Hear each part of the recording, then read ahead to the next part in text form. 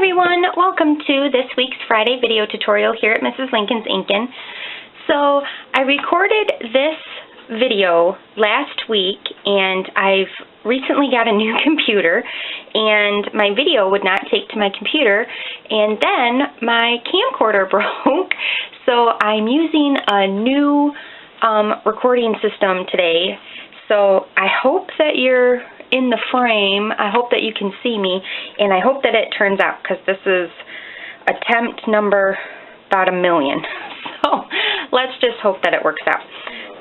Today, the card that we're making is the reflection card. I posted this card earlier this week on my blog, and I'm going to be showing you how just to do this part right here. We're going to make the full card, but the focus is on the reflection technique. This technique has been around for quite some time, but it used to be used with the glossy cardstock, and Stampin' Up! No longer sells that. And I've seen a few different ways on how people get the images to reflect, and this is just how I do it. So let's go ahead and get started. First, what you're going to need is a piece of Whisper White cardstock, and this is cut at 4 by 5 1/4. And to make our sun, you're going to need your 1 3/8 circle punch and a sticky note, just a regular sticky note. And you want to cut your circle out so you get part of the sticky on it. And don't throw this piece away because we're going to be using this later. So first, what we're going to need to do is just place our sticky note where you want your sun to go. Now we're using two different color blues. We're using Soft Sky and we're using Marina Mist. And I have my sponge here. Now you have to remember when you're sponging, when you're using two different colors, you always want to start with the lightest color first, because if you're using the same sponge, you want to make sure that the darker color doesn't go into the lighter ink pad. So we're going to start with the Soft Sky, and I'm just going to ink my sponge up. And I always start off of my paper and work in. It's just a preference. I just find that it doesn't give you as many lines as if you start off of the paper and then just kind of work your way in, going all kinds of directions. And you can do circles, lines, whatever you want. And then you're going to make your sky down as far as you want. That looks good to me. So we're done with the Soft Sky. Now we're going to come in with our Marina Mist, and we're going to do the exact same thing. Starting off of the paper, I'm going to come in and blend it together. Now Marina Mist and Soft Sky, when you look at them first, it doesn't look like there's a big color difference, which there's not, but that's how I want it. I want it to just be a subtle difference. Kind of like if you're, when you're on a boat or a dock or something and you're looking at the sky and the water where they meet, there's not a huge difference, unless it's like a sunset or something like that. But alright, so then you're just going to get this until you get the color that you want, and that looks really good to me. So now we're done with that. So now we're going to peel our sticky note back, and now we have the white right there. We're going to take our So Saffron ink and another sponge. Now we're going to place our sticky note that we had right on top of that circle right there. You can use the sticky side too to help secure it down. Now I got my circle a little close to the edge right there, so I'm going to have to be really careful. And then you're just going to take your sponge and you're just going to sponge in that circle.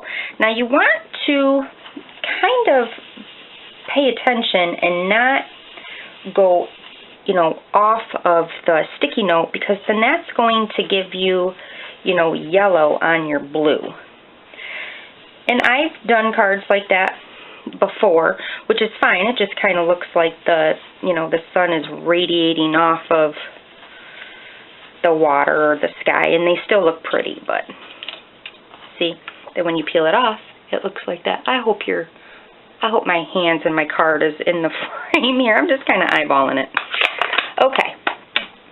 So once that's done, the image that we're using today is from the Traveler stamp set, and we're using the ship right here. And I've already gotten that on my block. We're going to take our black Memento ink. We're going to ink up our image really well.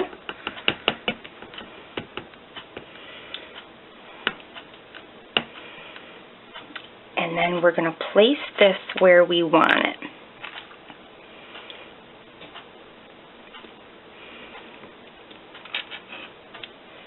Just like that. Perfect. Look at that nice bold boat right there. Now, the way that I do my reflection is I use a window sheet. I like using the window sheet because once you are done putting your image on it, you can wipe it off and you can just continue to use the same sheet. I've seen some people use packing tape. I've seen other people use like Kodak photo paper, and then you have to hurry up and put it right on there. The other thing that I like about window sheet is it doesn't dry instantly. It gives you some leeway time. So what we're going to do is we're just going to ink our image up again, nice and covered, and then we're just going to place this on our window sheet, making sure to press down, but not that hard. See, I got ink on it. I got yucky stuff. So hold on. Sorry, bear with me 1 second while I get a new one here. Or let's just wipe it off. I can't seem to find a new one. And how I clean it off, like what I just did, I probably should have showed you, is I just sprayed my stamp cleaner, ran this in the colored side, or the wet side, and then dried it off in the dry side, and it's clean again. So let's try this again, shall we?